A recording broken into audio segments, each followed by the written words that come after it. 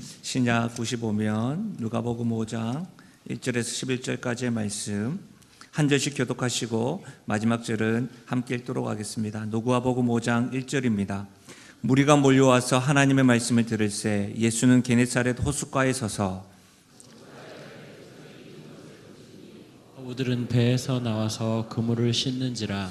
예수께서 한 배에 오르시니 그 배는 시몬의 배라. 육지에서 조금 떼기를 청하시고 앉으사 배에서 무리를 가르치시더니 말씀을 마치시고 시몬에게 이르시되 깊은 데로 가서 그물을 내려 고기를 잡으라. 시몬이 대답하여 이르되 선생님 우리들이 밤이 새도록 수고하였으되 잡은 것이 없지만은 말씀에 의지하여 내가 그물을 내리리이다 하고 그렇게 하니 고기를 잡은 것이 심이 많아 그물이 찢어지는지라. 이에 다른 배에 있는 동무들에게 손짓하여 와서 도와달라 하니 그들이 와서 두 배의 채움에 잠기게 되었더라.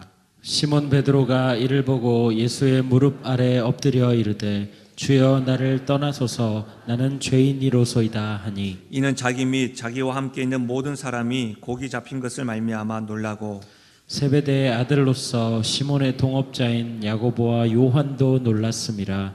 예수께서 시몬에게 이르시되 무서워하지 말라 이제 후로는 내가 사람을 취하리라 하시니 함께요.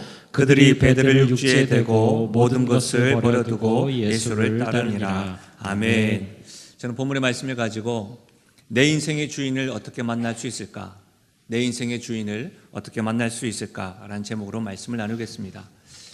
요즘에 이 노래가 남북과의 교류하면서 좀 이슈가 되고 있는데 노래 중에 하나가 만남이라는 노래가 있죠. 우리 만남은 우연이 아니야. 그것은 우리의 바람이었어. 평양에서 이 노래가 지금 불려진다고 하는데요. 우리 옆에 분들에게 다시 한번 이렇게 한번 인사하실까요? 우리의 만남은 필연입니다. 이렇게 한번 인사하실까요? 여러분 사실은요. 이 세상에 인생이라는 이름으로 가져갈 때 만남은 우연이 없습니다. 하나님이 계획하신 가운데 필연입니다. 그런데 제가 이 노래를 들으면서 또 노래들을 좀 찾아보기 시작했습니다. 김광석의 서른쯤에라는 노래가 있습니다. 서른쯤에라는 노래가 있는 걸 알고 있는데요. 또 궁금하더라고요. 또 다른 연령대는 없을까 찾아봤더니 양희은 씨의 내 나이 40살에는 이런 노래가 있더라고요. 또 찾아봤어요. 김광석님의 어느 60대 노부부 이야기도 있더라고요. 연령대별로 노래가 있더라고요. 그래서 제가 노래를 들으면서 감동을 받기도 하면서 혼자 이런 생각을 했어요. 30쯤에 40살쯤에 60대가 있는데 내 나이 50이요 내 나이 70이요 이 노래 있으면 히트 칠 것 같다는 생각이 들었습니다. 그래서 한번 만들어 볼까라고 혼자 생각해 보기도 했는데 여러분 30쯤에라는 노래는 가사가 이렇습니다. 또 하루가 멀어져 간다. 내뿜은 담배 연기처럼 작기만 한 내 기억 속에 무얼 채워 살고 있는지 점점 더 멀어져 간다. 머물러 있는 청춘인 줄 알았는데 비어가는 내 가슴 속엔 더 아무것도 찾을 수 없네. 청춘으로 머무를 줄 알았는데 정신없이 살다 보니까 속이 비어있는 서른도 넘어간다 라고 하는 좀 한탄이 담겨있는 아쉬움이 담겨있는 노래입니다. 궁금하죠? 내 나이 40살에는 어떤 노래일까요? 이 노래는요 빨리 서른이 되고 싶었는데 이제는 서른도 지나고 40이 돼버렸다라고 하는 그런 노래입니다. 이 자리에는 40도 넘으신 분들이 계시죠. 아이고 목사님 나이만큼 속도가 빠릅니다 라고 하는 분들도 있을 것입니다. 이런 인생 이야기 60대 노부부의 이야기도 들어보면 이때까지 함께 살아줘서 고맙소 하면서 아쉬움과 남은 생에 우리 사랑하며 삽시다 라고 하는 그런 노래의 가사들이 있습니다. 노래 가사들만 또 시 같은 것들을 읽다 보면 인생이라는 이름으로 살아가는 것이 녹록치 않음을 우리는 잘 알게 됩니다. 쉽지 않다는 것이죠. 그렇게 참 힘겹게 나이 먹어가고 있는 것은 아닐까, 다람쥐 쳇바퀴 돌면서 이렇게 세월을 보내는 것은 아닐까라고 하는 한탄이 담겨 있으면서도 그 마음 가운데는 누구 다른 길 알고 있어, 다른 방법이 있으면 좀 알려주시오라고 하는 그와 같은 음성도 들리는 것 같습니다. 그런 마음으로 저는 여러분들과 같이 이 말씀을 좀 접하고 이 말씀을 통해서 하나님께서 우리들에게 주시는 생각들은 어떤 것인지 좀 깨달았으면 좋겠는데요. 저는 목사로서 말씀을 읽다 보면 간혹 이해가 되지 않는 부분들이 있습니다. 예수님이 제자들을 부르실 때 이렇게 말씀하십니다. 나를 따라오너라. 그럴 때 많은 제자들은 그 예수님의 부르심에 어떤 고민도 없이 즉각적으로 망설임 없이 고민 없이 주님을 따라갑니다. 우리는 지금 누가복음 5장을 읽고 있는데요. 이 뒷부분에 보면 27절에 이런 말씀이 있어요. 그 후에 예수께서 나가사 레위라 하는 세리가 세관에 앉아 있는 것을 보시고 나를 따르라 하시니 그가 모든 것을 버리고 일어나 따르니라. 여기서 말하는 레위라는 사람은 예수님의 제자 가운데 마태라는 사람입니다. 이 마태의 직업은 세리고 세관에서 세금을 거두고 있습니다. 그 일하는 모습을 보고 예수님이 하시는 말씀이 나를 따르라 하시니 그가 모든 것을 버리고 일어나 따랐다라고 기록되어져 있습니다. 여러분, 예수님의 말씀에 홀린 것처럼요, 지금 제자들은 직업과 가족마저도 버리고 예수님을 따르고 있다는 거예요. 이해가 되십니까? 오늘 처음 우리와 함께 예배를 드리시는 분 여러분 어떠세요? 우리 교회를 통해서 교회에 대한 소개, 예수님에 대한 소개를 받고 오셨을 텐데요. 어떻게 생각하십니까? 사실 부르는 사람 입장에서는요, 저 사람이 나와 함께 하면 좋겠다. 그리고 내가 프로젝트가 있으면 이 프로젝트 가운데 저 사람이 저런 역할을 할 수 있을 것 같아. 부르는 사람 입장에서는 분명한 이유가 있습니다. 그렇죠? 이렇게 쓰임 받았으면 좋겠다라는 명확한 이유가 있죠. 그러나 도대체 제자들은 왜 모든 것을 버리고 따른 것일까요? 주변에 신앙생활을 하는 사람들의 모습이 제자들의 모습과 유사해서 놀라고 있지는 않으십니까? 저렇게까지 해야 되나? 저렇게까지 교회와 예수님에 대해서 저렇게 몰입해야 되나?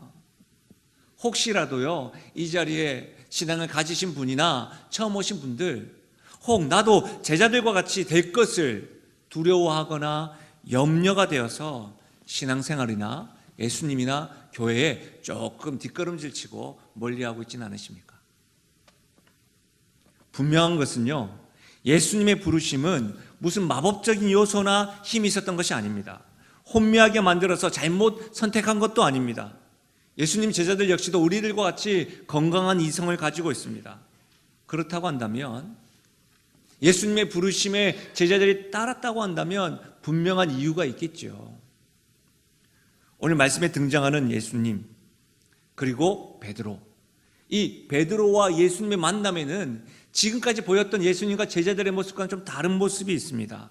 어떤 모습이냐면, 다른 예수님의 제자들은 즉각적으로 주님의 말씀에 반응하여 따랐는데요, 베드로는 아닙니다. 우리는 오늘 즉각적으로 반응하지 않았던 이 베드로의 모습, 예수님과 베드로의 이 만남을 통해서 저와 같이 예수님을 따르고 있는 성도들이나 예수님을 따르는 것에 대하여 예수님은 알고 있지만 주저하는 이들이나 오늘 처음 교회에 오셔서 예수님에 대해서 말씀을 듣는 모든 분들에게 오늘 하나님께서 이 말씀을 통해서 깨달음을 주고 은혜가 되는 시간 되기를 주님의 이름으로 축복합니다. 여러분, 말씀에 기록되어 있는 이 베드로와 예수님과의 만남은요, 처음 만남이 아닙니다. 몇 번의 만남이 있었습니다. 예수님과 베드로의 이 만남에 대해서는 마태복음, 마가복음, 누가복음, 요한복음이라고 하는 성경책에 기록되어져 있습니다. 시간적인 순서는 약간의 신학자들의 차이가 있습니다. 그러나 분명한 것은 예수님과 베드로가 처음 만난 것은 요한복음 1장에 기록되어져 있습니다. 여러분, 그 말씀은 요한복음 1장 40절에서 42절 말씀입니다. 요한의 말을 듣고 예수를 따르는 두 사람 중에 하나는 시몬 베드로의 형제 안드레라. 그가 먼저 자기의 형제 시몬을 찾아 말하되 우리가 메시아를 만났다 하고, 메시아는 번역하면 그리스도라. 데리고 예수께로 오니 예수께서 보시고 이르시되 내가 요한의 아들 시몬이니 장차 게바라리라 하시니라. 게바는 번역하면 베드로라. 여러분, 말씀에는 시몬 베드로, 이 베드로의 형제 안드레가 먼저 예수님을 만났습니다. 예수님이 메시아라는 사실을 알게 되었습니다. 그 후에 그의 형제 베드로에게 예수님을 소개하고 예수님 곁으로 베드로를 데리고 갔습니다. 그리고 예수님 곁으로 다가오는 베드로를 향하여서 예수님은 지금 뭐라고 하냐면 너가 장차 게바가 되리라. 이 말은 너 나와 함께 있으면서 베드로가 될 것이고 나를 따르라 라는 말과 같습니다. 베드로는 예수님을 처음 만난 것은 안드레를 통해서입니다. 안드레를 통해서 베드로는 예수님을 소개받았습니다. 이스라엘 백성들은 자기 나라의 구원자요 구주가 되는, 또 자신의 인생의 주인이 되는 그와 같은 메시아, 구원자, 구주를 늘 대망하였습니다. 안드레 역시도 이 기대감을 가지고 세례 요한의 제자로 따랐습니다. 세례 요한이 메시아요 그리스도로 생각했던 것이지요. 왜냐하면 많은 사람들에게 추종을 받았었고 그의 가르침이 남달랐습니다. 그런데 이 세례 요한이 메시아가 아니었습니다. 왜냐하면 세례 요한이 자신이 나는 메시아, 오실 구원자요 구주 되시는 분을 그 길을 예비하는 자이다. 그리고 자신에게 세례를 받으러 온 예수님을 향하여 하나님의 어린 양이다, 하나님의 아들이다 라고 세례 요한은 분명히 말했습니다. 심지어 예수님은 흥하여야 하고 나는 쇠하여야 한다, 자신의 위치와 자신이 메시아가 아니고 구원자요 구주가 아니라는 것을 말하였던 것이죠. 가르쳤습니다. 이런 배경으로 세례 요한의 제자였던 안드레는 세례 요한을 떠나서 예수님을 향하여 나아갔습니다. 예수님을 만났죠. 예수님을 만나고 대화해보니 예수님이야말로 과연 메시아였던 것입니다. 자신의 인생의 주인이라는 것을 확신할 수 있었습니다. 그 후 제일 먼저 형제 베드로와 예수님의 만남을 성사시킨 것이죠.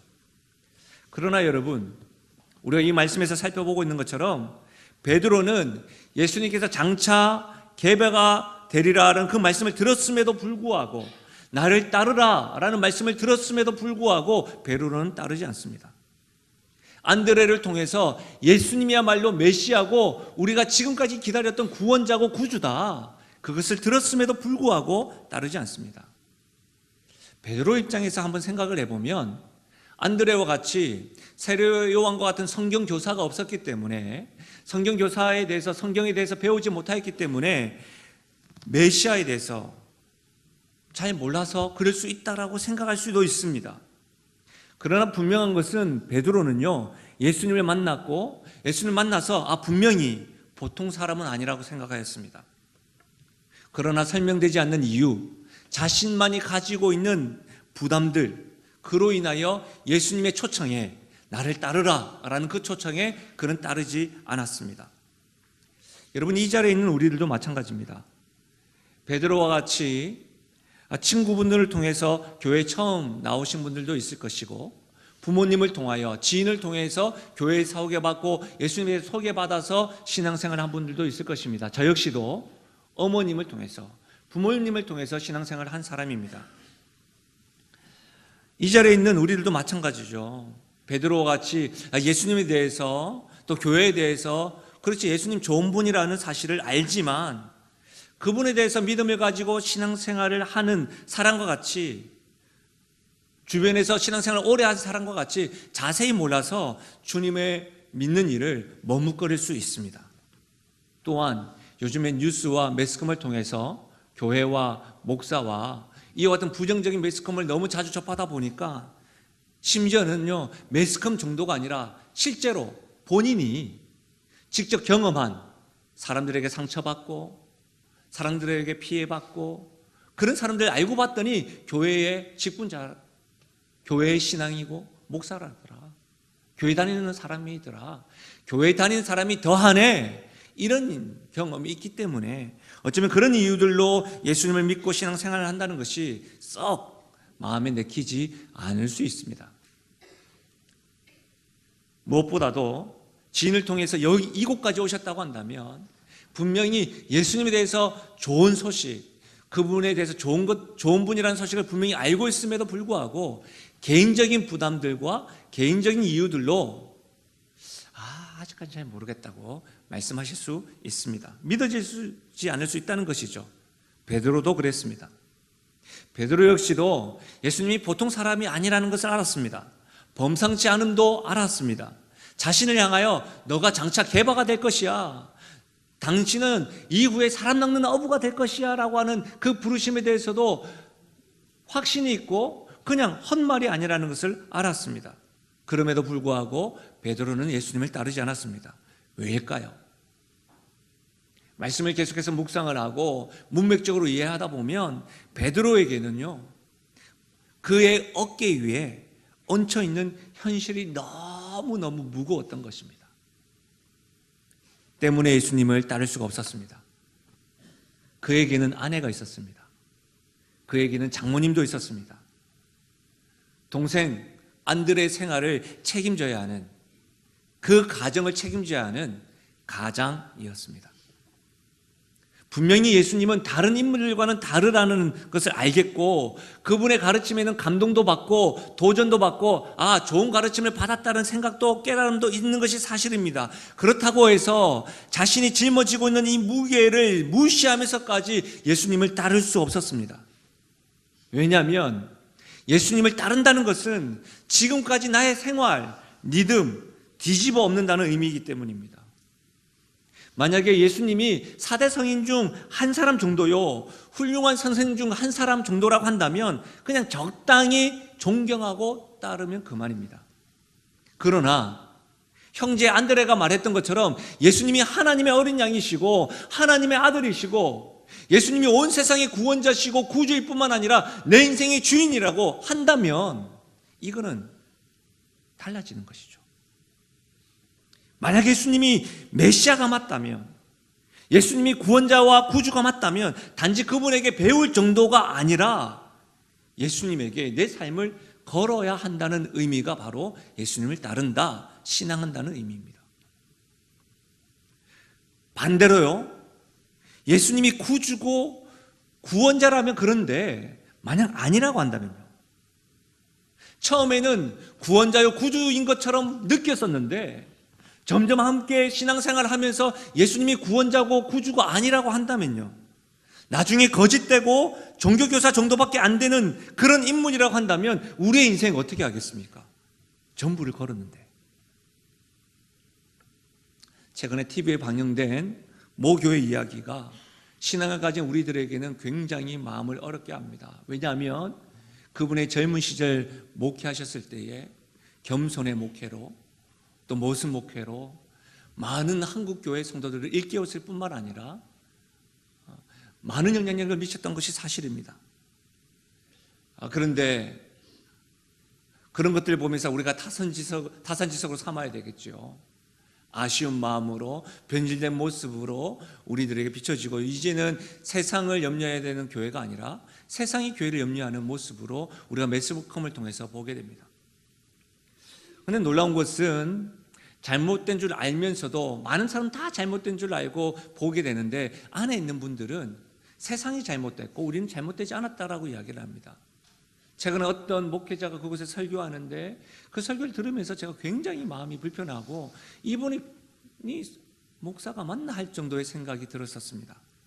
근데 어쨌든요, 더 안타까운 것은 무엇보다도 잘못된 것인 줄 알면서도 불구하고 떠나지 못하는 성도들의 이유를 제가 들었을 때에 굉장히 마음이 아팠습니다. 잘못된 줄 압니다. 거짓된 모습인 줄 압니다. 그렇다고 한다면 여러분, 신앙생활을 옮기면서까지 자기의 영혼을 위해서 바른 것들을 향해서 나아갈 수가 있는 것인데요, 그분들 왜 떠나지 못하냐면 지금까지 자신이 5년이고 10년이고 20년이고 30년 동안 그곳에서 신앙생활을 했다는 거예요. 헌신했다는 거예요. 열정을 부었다는 거예요. 근데 만약 이것을 부인하고 떠나버리면 어떻게 됩니까? 내 인생을 부인하게 되는 거예요. 심지어는 이런 분들도 있었습니다. 목사가 바르고 교회가 바르고 하는 거 중요하지 않습니다. 제가 몇십 년 동안 이곳에서 생활해 왔습니다. 생활터전이 이곳이에요. 그렇게 저는 떠날 수 없습니다. 잘못된 줄 알면서도 그냥 그 자리를 지키고 있는 그들의 소식을 들을 때마다 마음이 너무 안타깝기만 합니다. 이런 불안감은요, 아마도 베드로뿐만 아니라 이 자리에 있는 분들에게도 우리들도 가질 수 있는 두려움이고 염려입니다. 그렇죠? 저 역시도 그것에 대해서 늘 경계합니다. 그래서 기도 부탁을 합니다. 제가 변질되지 않게 해달라고. 저 역시도 흔히 말하면 헷갈락 하지 않도록 여러분 저를 위해서 기도해 주십시오라고 저는 만난 분들에게 부탁드립니다. 베드로 역시도 예수님이 메시아인지 구주인지 구원자인지 더 따지고 고민하기 위해서 자신이 하고 있는 일들을 놓을 여력이 없었던 것입니다. 왜 그렇습니까? 그는 매일마다 바다에 나가야 했습니다. 밤마다 고기를 잡아야만 했습니다. 그래서 밤마다 바다와 바람과 파도와 싸워야 되는 그의 삶 자체가 힘겨웠기 때문입니다.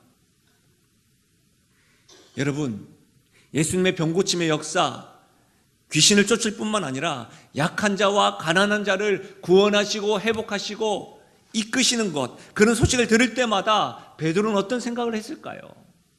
처음 만났던 그 주님에 대한 소식이 온 유대와 갈릴리를 향하여 소문이 파다한데, 사방이 퍼지고 있는데 그 소식을 들을 때마다 베드로는 어떤 생각을 했을까요? 진리가 밥 먹여주냐? 밥은 내 책임이지 진리가 책임져 줄 일이 아니야.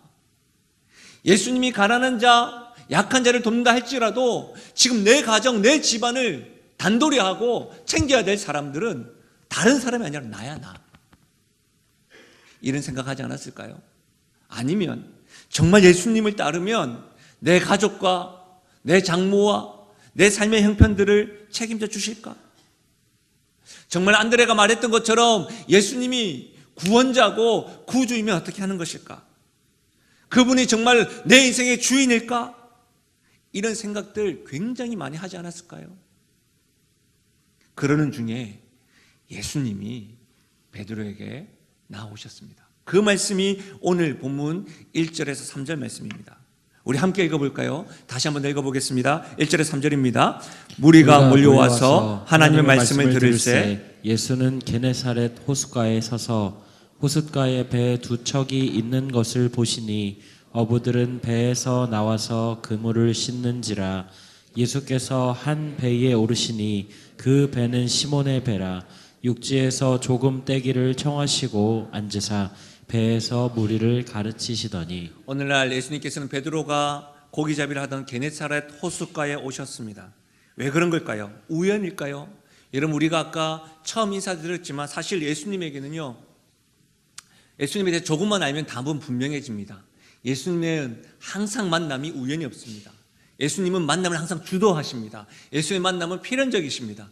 예수님이 사마리아 성에서, 여러분, 지름길도 있었음에도 불구하고 사마리아 성에 가셔서 한 여인을 만난 이유도 그렇고요, 여리고 성에 갔을 때에 삭개오를 만난 것도 그렇고요, 저와 여러분을 만난 것도요, 우연히 우리에게 찾아오신 것이 아니라 필연이요 예수님이 주도하셨다는 사실입니다. 무리들이 예수님 말씀을 듣기 위해 모였습니다. 예수님은 그들에게 말씀을 가르치고 있습니다. 그런데 보셨습니다. 보시니까 두 배가 있는 거예요. 그 두 배 가운데 예수님이 베드로의 배를 선택하셔서 그 배에 올랐습니다.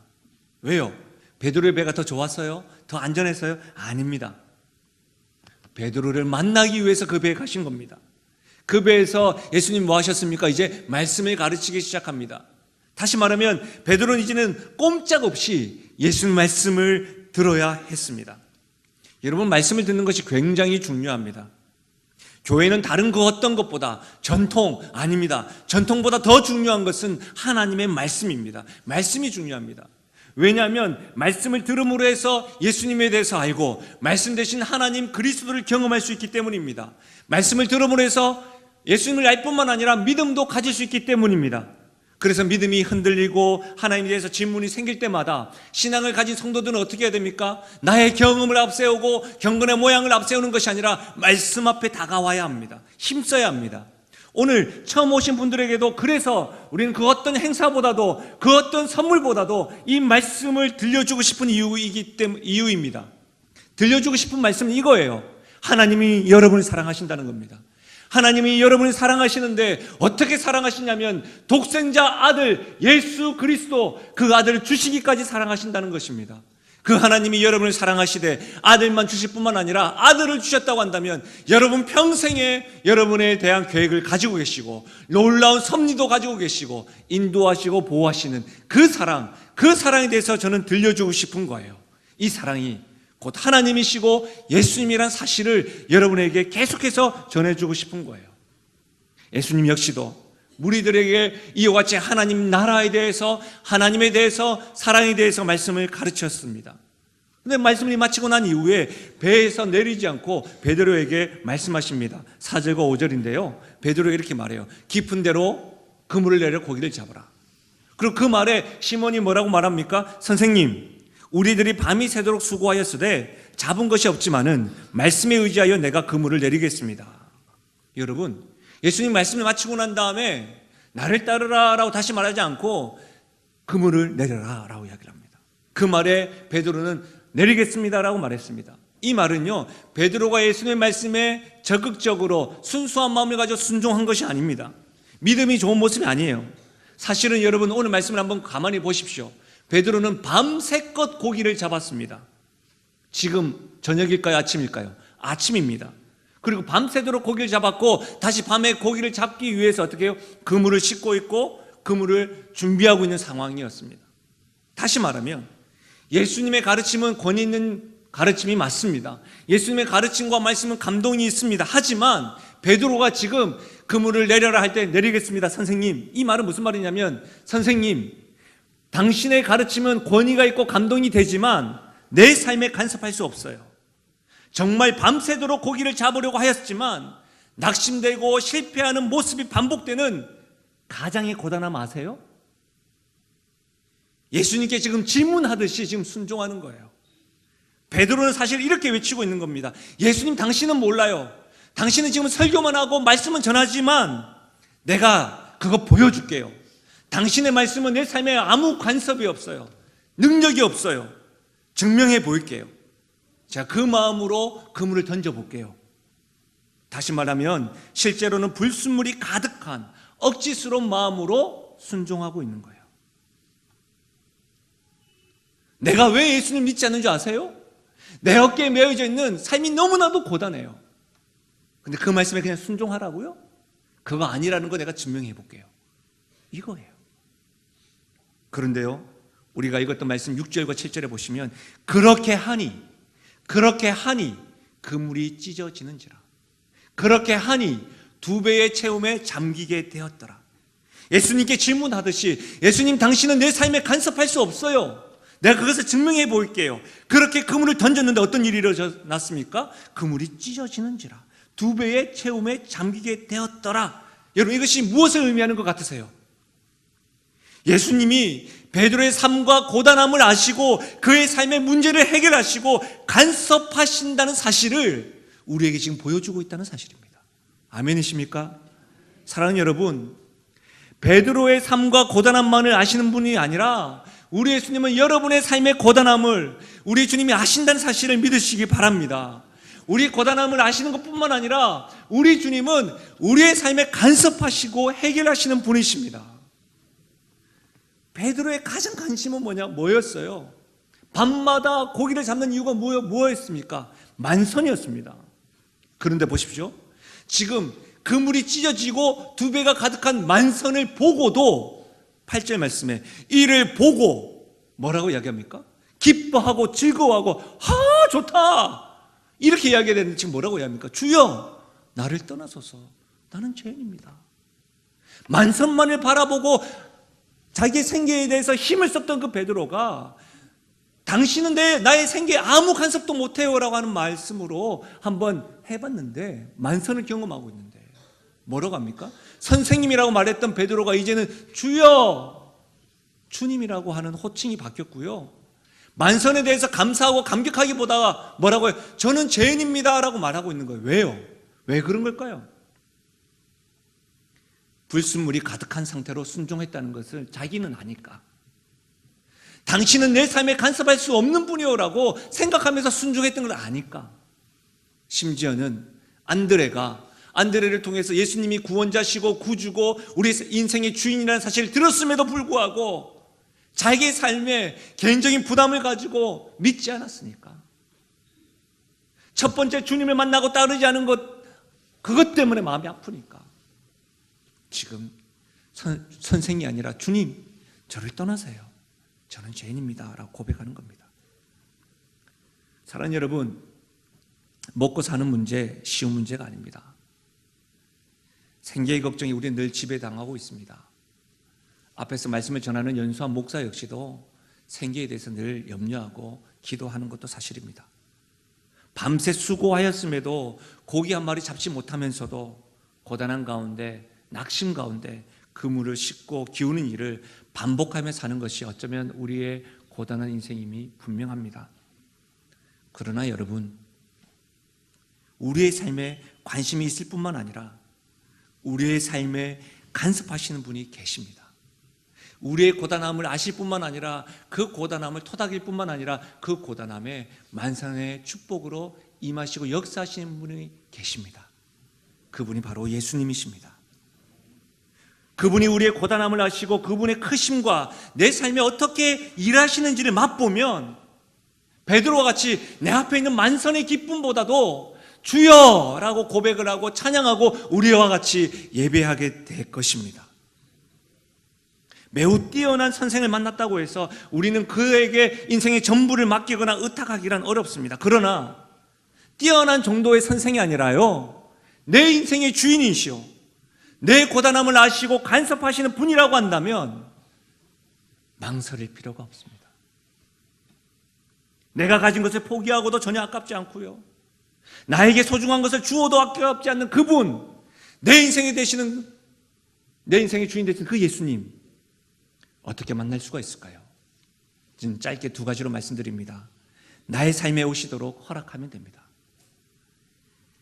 베드로 자신의 배에 예수님이 오시는 것을 허락하였습니다. 여러분 예수님에 대해서 말씀 들으셨습니까? 그 말씀 들으시는 것을 여러분의 삶에 초대하십시오. 교회에 대해서 소식 들으셨습니까? 그런 소문이 들리십니까? 그 소리를 여러분의 삶에 초청하십시오. 여러분의 주변의 친구와 지인들을 통해서 예수님에 대한, 예수님이 참 구원자시고 우리의 고단함을 아시고 당신의 삶에 역사하시고 간섭하실 것이라는 말씀이 들리십니까? 그 예수님에 대한 말씀을 귀 막지 말고 여러분의 삶에 초대하십시오. 그 말씀이 여러분의 삶에 오시도록 허락하시면 예수님이 내 인생의 주인이라는 것을 깨닫고 경험하게 될 것입니다. 두 번째로는요, 나의 인생의 고단함을 아시는지 예수님께 질문하면 됩니다. 무조건적으로 안 믿으셔도 됩니다. 밤이 새도록 수고하였음에도 고기를 잡지 못한 고단함 가득해도 주님께서 깊은 데로 그물을 던지라고 말씀하실 때, 주님 정말 제 고단함 아시지요? 정말 아는 거 맞지요? 그렇게 질문하시면서 그물 던지셔도 됩니다. 우리가 마음을 다해서 주님, 저 아직까지 주님이 나의 구원자시고 구주라는 사실 잘 모르겠어요. 그런데 저는 주님을 한번 믿어보려고 해요. 근데 정말 제가 잘하는 거 맞지요? 이렇게 질문하시면서 주님 앞에 나와 보십시오. 그러면 우리가 마음을 다하여 주님 앞에 질문할 때 우리 주님은 대답해 주십니다. 깊은 데로 그물 던져 보아라. 그러면 내가 너의 인생의 주인인 줄 알게 될 거야. 저는 이런 경험, 이런 은혜가 오늘 저와 함께 신앙생활하는 우리 영신 가족들뿐만 아니라 오늘 초대받고 오신 여러분들에게도 이런 역사와 은혜가 경험되시기를 주의 이름으로 간절히 축원드립니다. 우리의 경험되신 주님 말씀에 의지하여 네 알겠습니다, 그렇게 고민하고 질문해 보십시오. 주님, 내 인생의 주인 맞지요? 분명히 여러분의 인생 가운데 주님이 간섭하셔서 만선의 기쁨보다도 더 큰 은혜가 있을 줄로 믿습니다. 제가 말씀을 준비하면서요, 여러분과 함께 나누고 싶은 영상이 하나 있어서 영상을 하나 보도록 하겠습니다. 이 영상이 조금은 긴데요, 제가 중간에 끊도록 하겠습니다. 그러나 집중해서 한번 이 영상을 한번 보시면 좋겠습니다. 한번 보겠습니다.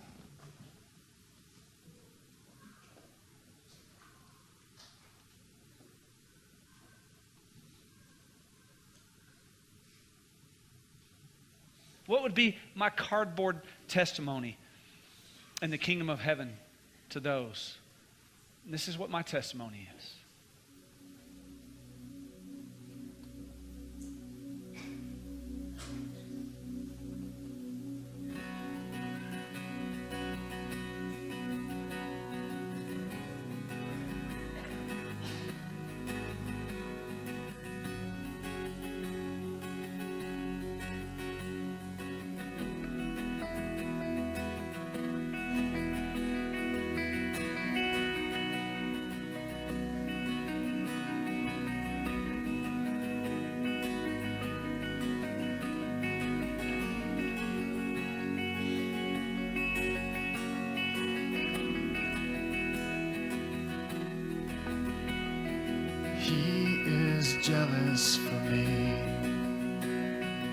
Love's like a hurricane. I am a tree bending beneath the weight of his wind and mercy.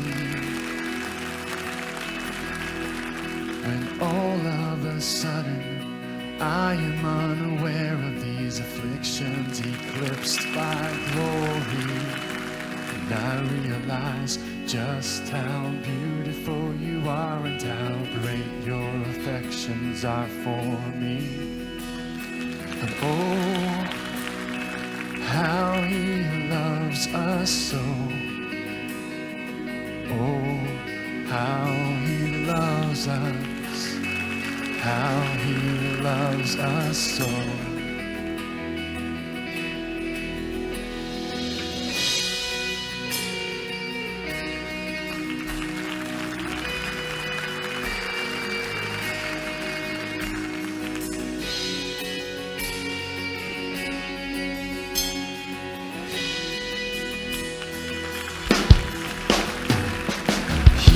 Is jealous for me.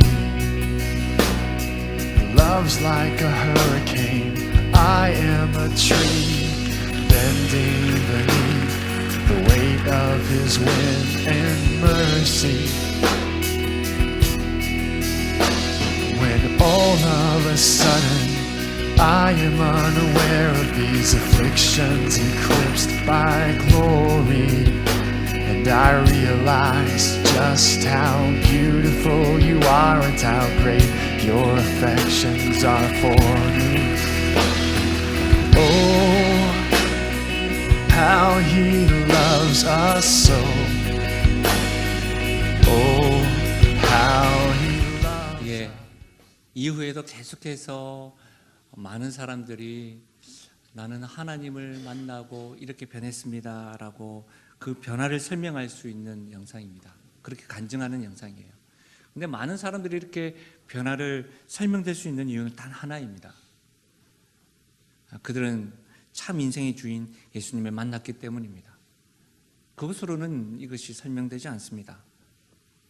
이 만남은요, 영상에 나온 저들뿐만 아니라 우리들에게도 지금도 계속되고 이 만남은 가능함을 여러분 확신하고 믿으셨으면 좋겠습니다.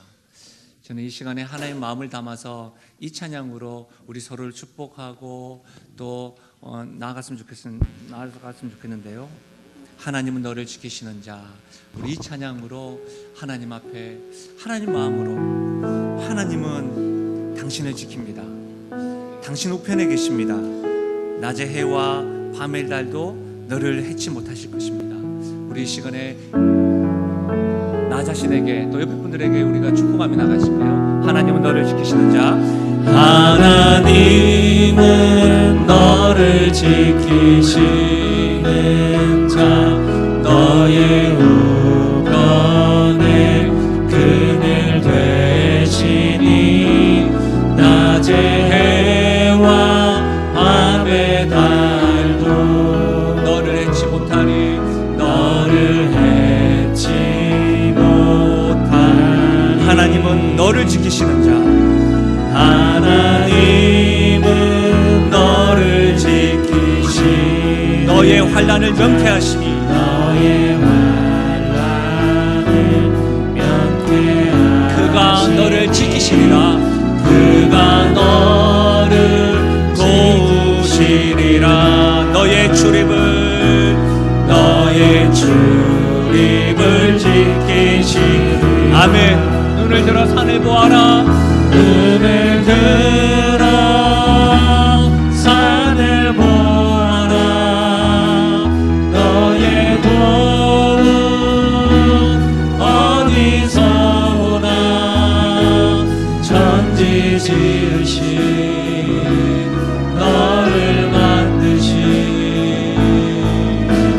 여호와께 오는. 우리 시간에는 하나님 나를 지키시는 자. 하나님 나를 지키시. 나의 우편에 그늘 내시. 낮의 해와 밤의 달도 나를 나를 해치 못할 하나님은 나를 지키시는 자.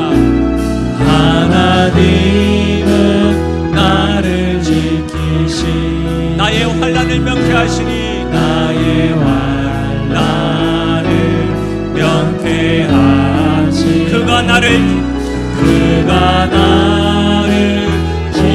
보시리라 아멘. 나의 주님을 지키시 우리 영혼에게 선포하십시오. 눈을 들어 눈을 들어 산을 보아 나의 도움 어디서 오나 나의 도움 어디서 오나 천지지 나를 만드신 나를 만드신 여호와께로다. 저와 함께 신앙생활 하시는 영신가족들뿐만 아니라 오늘 초대되었고 방문하신 여러분들에게도 저는 마음을 다해 사랑으로 권면합니다. 이 주님, 저의 인생의 주인 되시는 이 주님은 저의 고단함을 아실 뿐만 아니라 제 생활에 간섭하시는 분이십니다. 그분은 저에게만 머물지 않고 여러분 인생 가운데서도 간섭하시고 여러분의 삶도 아시는 분이십니다. 그분이 우리의 도움 되시는 분이신데 이 주님을 여러분이 믿고 확신해서 우리와 같이 신앙생활 하시면 참 좋으시겠습니다. 제가 오늘 이 시간에 여러분을 위해 잠시 기도하겠습니다.